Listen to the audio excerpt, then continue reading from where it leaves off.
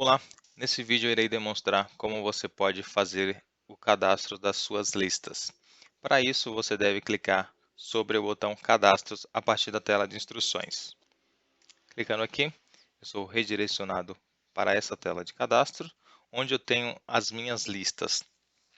A primeira lista é a minha lista de categorias de entradas, a segunda categoria de saídas, a terceira minha lista de contas, quarta, forma de pagamento, quinta, centro de custos e, por último, nós temos aqui os campos customizáveis, que eu ensino como preencher e configurar em outro vídeo.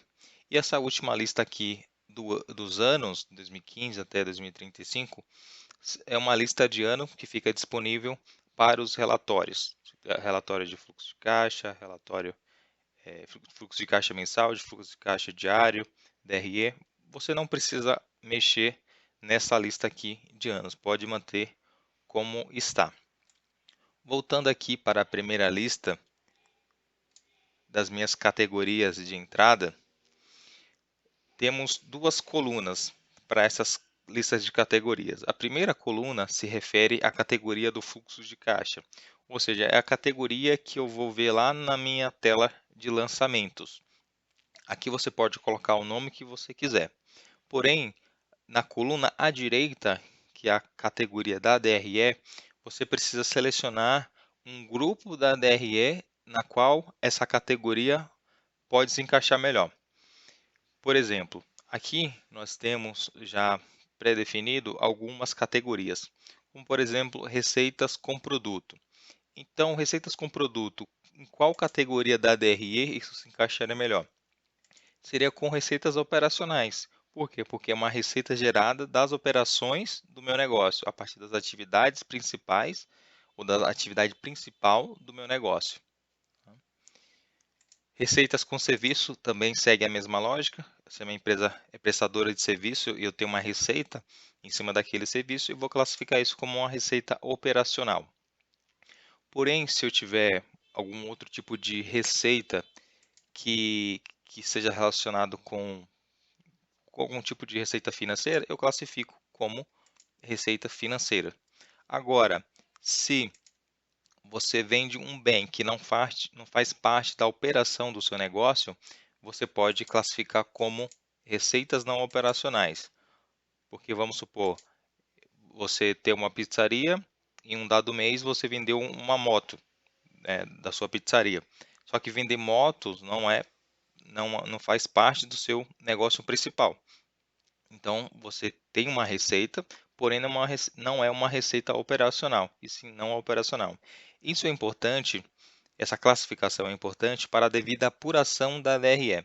Se você não classificar corretamente, a sua DRE vai informar valores errados, tá? Vai agrupar os valores errados, porque essas categorias são muito importantes, porque elas servem de critérios para agrupamento na DRE. Aqui, em Prolabore, por exemplo, eu coloquei, seria uma entrada para a pessoa física, né? Por exemplo, você está transferindo da pessoa jurídica para a pessoa física. Então, você pode considerar como entrada e aqui você coloca como uma receita, como receitas pessoais, ou seja, uma receita para a sua pessoa física, está sendo sua pessoa jurídica para a pessoa física. Então, temos essas quatro categorias aqui. Receitas pessoais, obviamente, não faz parte da DRE, mas eu coloquei aqui para simplificar o processo. E conforme você digita uma nova categoria aqui, vamos colocar receitas gerais, por exemplo. Pressionando a tecla Tab, a seleção muda para a célula da direita, mas eu poderia simplesmente clicar. E aqui sempre eu vou ter uma caixa de seleção onde eu devo selecionar qual é a categoria da DRE. Tá? Receitas gerais, eu entendo que esse grupo ou que essa classificação receitas gerais está relacionado com as minhas receitas operacionais. Então aqui eu seleciono receitas operacionais. Tá? E a ideia é a mesma. Então para cada nova categoria que você cadastrar aqui do lado esquerdo, você tem que selecionar uma categoria da DRE. Isso é muito importante. E você pode cadastrar quantas categorias você quiser, aqui do lado esquerdo, e não tem problema de repetir a mesma categoria da DRE. Okay? A mesma lógica se aplica para as categorias de saída. Aqui você deve informar qual é a categoria que faz mais sentido para a operação da sua empresa. Vamos colocar aqui despesas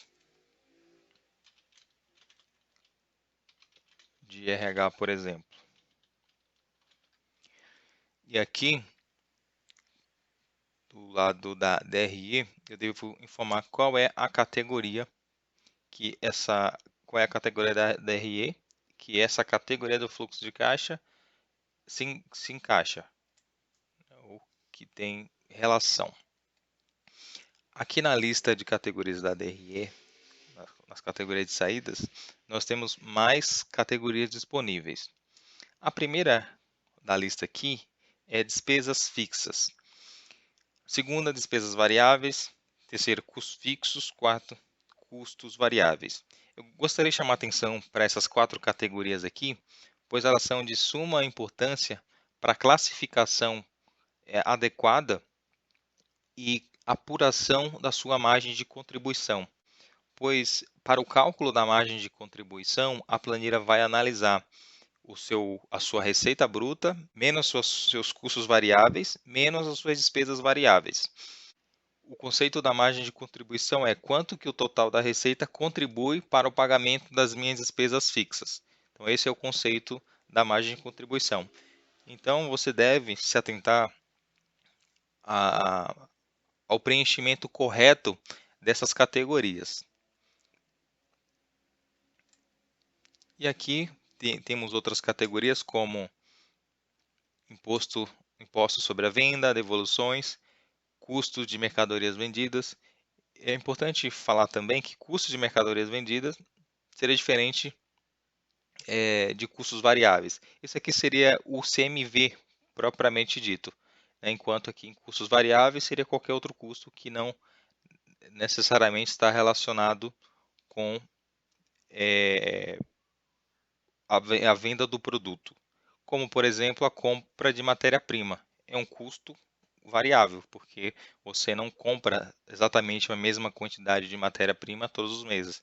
Isso vai variar de acordo com a demanda.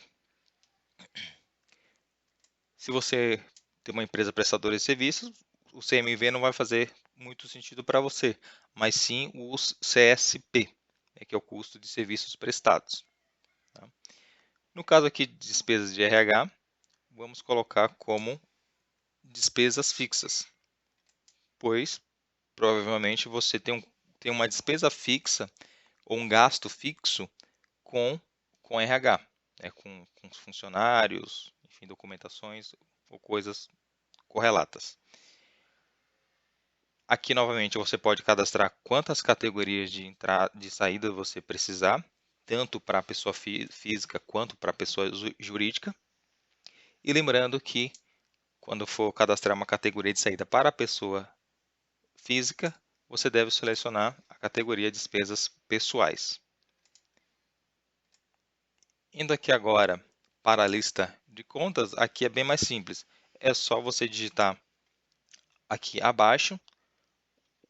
Você vai receber essa planilha em branco, então você começa a digitar aqui o nome da conta. Vou colocar aqui no Bank, próximo Itaú, próxima Caixa, Bradesco, enfim, e assim por diante. Para a forma de pagamento a mesma coisa, é só digitar aqui quais são as suas formas de pagamento. E um detalhe importante é que os itens das suas listas têm que estarem dentro dessas bordas aqui, tá? Nunca fora. Caso contrário, elas não serão vistas, digamos assim, pelo formulário. O formulário não vai conseguir puxar essa informação quando ele for carregado. Centro de custos. Aqui você pode colocar, por exemplo, loja 1, loja 2, loja 3, ou departamentos da sua empresa. Você pode colocar departamento de venda, departamento de RH, operações, oficina, engenharia e assim por diante. Eu coloquei aqui nomes genéricos, Centro 1 até o Centro 5. E esses últimos campos aqui, ou penúltimos, são os campos personalizáveis. Ou seja, são os campos que você determina como eles se chamarão. Por exemplo, aqui nesse exemplo aqui eu coloquei loja, mas você pode colocar o nome que você quiser nesse campo. Aqui você pode colocar vendedor. E quando você abrir o formulário e habilitar os campos adicionais, você verá esse campo vendedor no formulário e também na tela de lançamentos. Lembrando que você deve fazer o preenchimento também da lista de vendedores, de funcionários, se for o caso, e de produtos. Tá? Mas em outro vídeo eu explico com mais detalhes como configurar corretamente esses campos personalizáveis e como utilizá-los. Essa é a forma que você deve preencher as suas listas de categorias de entradas, categorias de saídas, contas, formas de pagamento, enfim, todas as suas listas, para que a sua planilha funcione corretamente.